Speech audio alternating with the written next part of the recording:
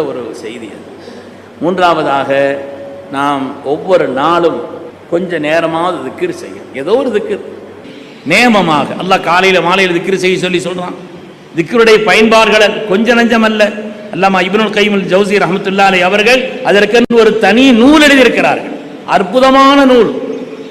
திக்ரினால் ஏற்படக்கூடிய பயன்களை குறித்து அதனுடைய ஆயாத்துகள் ஹதீதுகளை கொண்டே தொகுத்தூர் நூல் எழுதியிருக்கிறார். திக்ரை பற்றி சொல்ல வேண்டுமானால் அவ்வளவு செய்திகள் இருக்கிறது.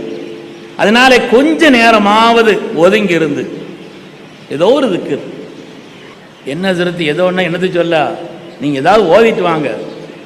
ஒரு 450 தடவை உங்களுக்கு வாய்ப்பு இருந்தால் ஹஸ்புன் அல்லாஹு வ நிஅமல் வக்கீல் நிஅமல் மௌலா வ நிஅமன் நசீர், ஒரு 15 நிமிஷம் ஆகும். தினந்தோறும் ஓதி பழக்கப்பட்டுட்டா ஓதிட்டு வாருங்க. அல்லாஹ்